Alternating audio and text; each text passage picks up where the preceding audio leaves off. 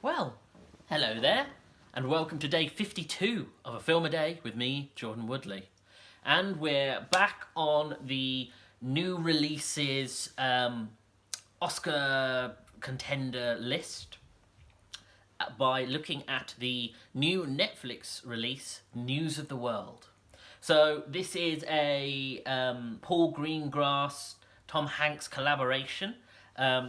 Their second since Captain Phillips all those years ago. And this is based on a 2016 novel by Paulette Giles. And this is sort of a very prototypical post-Western. It's not really a Western per se, because it's quite late on. It's set in 1870, post-Civil War, but it's got very much the trappings of a postmodern Western narrative.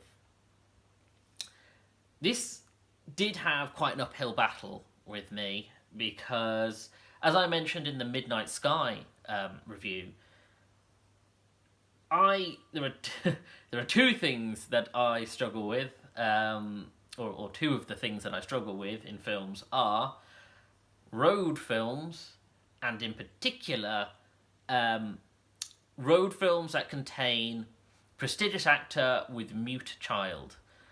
And as I mentioned in Midnight Sky, it was a real bugbear because the reason you have someone of Tom Hanks or George Clooney's prestige with a mute child is because it means they essentially are given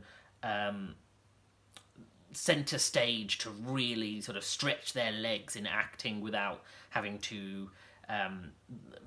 they're essentially working against... they're not having to sort of balance their acting with someone else. They get to work off their co-star is a dummy, for lack of a better term, or at least something that's a lot more flexible. And perhaps I'm being a bit disingenuous. There are many films where you have these sort of child actors where there's a great opportunity for that child to perform well, like a Leon the Professional, but the function of it feels like it's to allow that actor to kind of perform, and the journey is very much about this old man who's trying to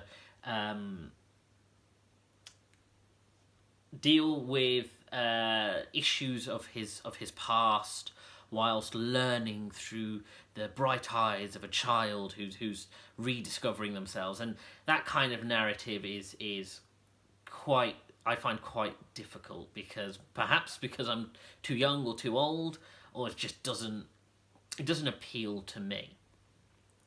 But I do like a Western, and I do like the landscape. And the thing you will say about this film is it really creates this vast and glorious sense of Americana. It has a real Heart of Darkness kind of vibe to it. Tom Hanks plays this guy named Captain Jeffrey Kidd, who is a former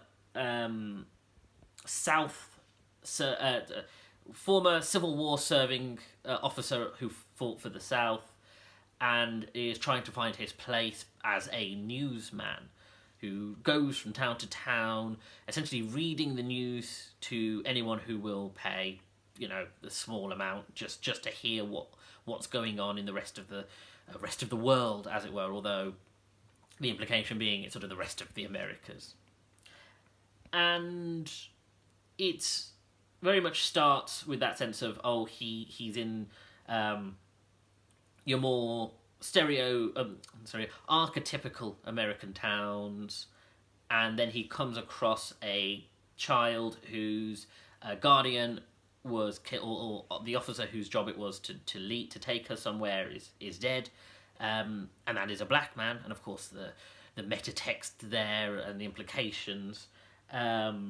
And he initially takes her to try and find someone who can take her to whatever family she has left, and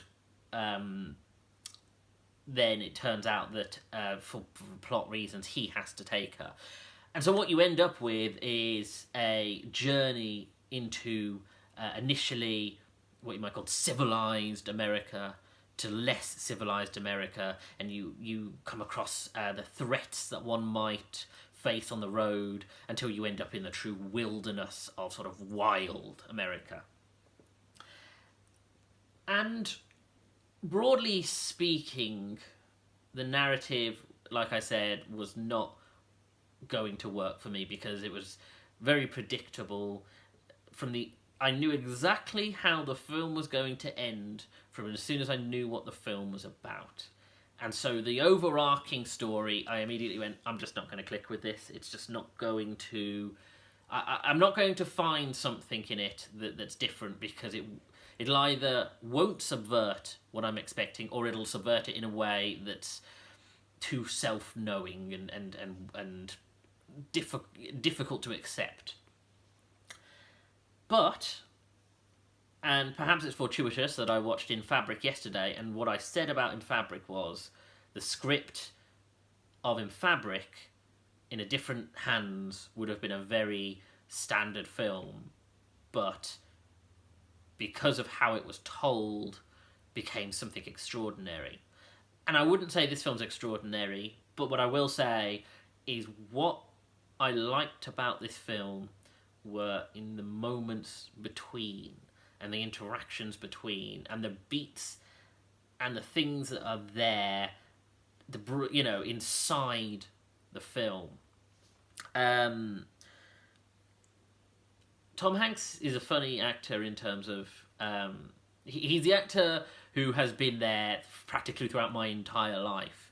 I think as soon as I knew what films was around the time when, like, Saving Private Ryan and Castaway. I remember seeing Forrest Gump at a young age, but I definitely was one of those who grew up thinking, oh, Tom Hanks, so it's just, Tom Hanks film. It's going to be saccharine, or it's going to be him doing this powerful performance. But I very much overlooked him until I saw Captain Phillips. And I loved Captain Phillips, and I remember I was doing the review show at the time, and I just was so full of vigour, and I finally saw in Tom Hanks what everyone sees.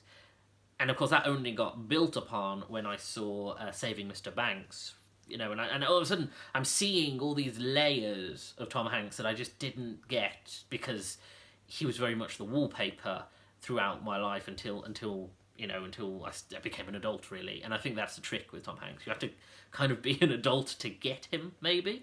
At least that's my perspective on it. In the same way as I think Leonardo DiCaprio has that same thing, where I think I didn't get him until very recently, and then I did. And so watching this, I'm watching Tom Hanks and thinking, this is an actor who puts, he chooses his projects carefully, and when he puts a performance in, he really does want to tell a story. He makes a character his own. You're never going to get a Tom Hanks performance where he disappears into the role. You'll always know that you're watching Tom Hanks, and some people will be very critical of that. However, by doing that, it means that he is trying to pour himself into the character he's telling or creating. And there is something about this character, this sort of lost soul who travels from town to town, and you think, well, why do you his politics are unclear because he fought for the South, but again, Tom Hanks puts this warmth into his personality where you're like, well, he's not going to be your stereotypical, pro-slavery, the South is always free character. There is much more complexity going on here, and as the narrative unfolds, you see the complexity, and he makes this character rich and appealing and deep in a way that really, only Tom Hanks could do. And in that sense, you get the point of the narrative is not to depict the South of that time period as a wound-licking, anti-slavery, anti-Native American kind of atmosphere that exists, and you see that, and you see the text of, like I said, the officer who's found dead, and a sign is being left with him saying, the Texas says no. And you see the attitudes that people have towards the Native American populations and the outsidering of them. And to its credit, the film doesn't try to make the Native Americans a force for good. The crux of the narrative is very much about a girl, the child that Tom Hanks finds is her family were killed by the Kiowa. And then they took her, but then they themselves were killed by soldiers, and so this is a twice orphaned child. But it doesn't portray the fact that these Native Americans killed this family for no justifiable reason, or no more justifiable than them themselves being killed. And I think that's a good thing, because it's a very hard line to walk, because you obviously in a more reflective Americana storytelling, you don't want to portray Native Americans as villains, but you also don't want to portray them as these innocent sort of spirit people who did no harm. The Revenant did it really well, where they are brutal in their fighting, and the things they do are truly horrific, but it is just part of the conflict between the settlers and the natives, and there are guilty parties on both sides. And the thing, like I said, the landscape very much is this film. Paul Greengrass creates this world, and as I said with Lawrence of Arabia, you want to feel like you're somewhere alien, practically, or fantastical, and he creates this beautiful landscape. However, like with the Native Americans, and like with the town-to-town atmosphere that Tom Hanks goes through, even the very land itself is trying to kill them at points. And I think that's very demonstrable for what kind of story Paul Greengrass is trying to relay in that respect. As I say, this film had a lot against it for me, and I wouldn't say that it's one that I would go back to readily, because it has too many things in it that just aren't things that work for me. But I do think that it's got some greatness in it, and as I say, Tom Hanks, the girl who plays the child is fantastic, and you see lots of layers in her. I like I said, I may be being disingenuous when I say, a child actor's function is simply to magnify the adult actor. She does have layers to her. So Tom Hanks, the child, the landscape, there's a lot going on in this film, and I think it does exemplify good Western Americana storytelling. It's very so-so for me, and I would be interested to see, I look forward to talking to other people about it to see whether they see a lot more in it. As I say, it's part of the journey I'll be going on for Oscar-y kind of films. I don't see this particularly standing out. I don't think there's enough there for me. Perhaps Tom Hanks for a Best Actor, but like I say, it well worth watching, but just not a go-to. Anyway, I'll see you again tomorrow. Take care.